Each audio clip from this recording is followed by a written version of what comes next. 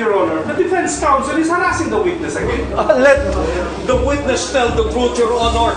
Nanggaling na po sa sarili niya, bibig. I say, order the court, katahimikan. O lahat kayo palalabasin ko sa korte ito. Kailangan ko po ng tulong at protection po ninyo. Patawarin po ninyo ako, pero ito po yung totoo. Binayaran lang po ako para baliktarin po yung katotohanan. Totoo pong may malubhang sakit po yung anak ko. Sinugod po siya sa ospital. At kailangan ko po ng malaking halaga para mapagamot po yung anak ko.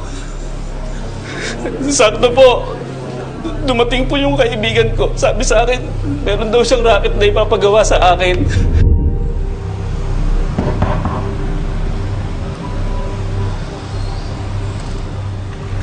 Ikaw ba si Dado? Ako nga po. Pasok ka. Ako po yung kakilala ni Noel. Ang importante, kung kaya mo yung paggagawa ko sa'yo. Sa tamang presyo, gagawin ko. Walang problema yung presyo.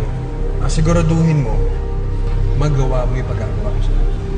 Kahit ano kakayanin ko. Kailangan ko lang talaga ng pera. Sige. Kaya nga po, Your Honor, hinihingi ko po yung kapatawaran po ninyo. Nakikiusap po ako, pero ito po talaga nangyari. Binayaran lang po ako para baliktarin ang lahat. At sino naman ang nagbayad sa'yo? Siya po, si Sir Hector Tobias po. Siya po nagturo sa akin na idiin po si Mr. Vergara pumatay. Tago! Sinungaling ka! Hindi ko pa alam yung motibo. Bawiin mo yung sinabi mo! Hindi ko alam yung motibo niya. Bawiin mo yung sinabi mo! Pero siya po talaga nagturo sa akin. Bawiin mo yung sinabi mo! Ano nga aminin? Sir, pasensya na po. Hindi ko na po kaya magsinungaling. Ano nga aminin? Napuko na po tayo. Umami na po kayo. Tago talaga! Nasabi ng katotohanan, kaya wala ka nang magagawa. Pare, sabi ko naman sa'yo eh. Pakikinggan ng hustisya ang totoo. Kaya kung ako sa'yo, sumuko ka na. Hindi ako susuko. Wala akong aaminin.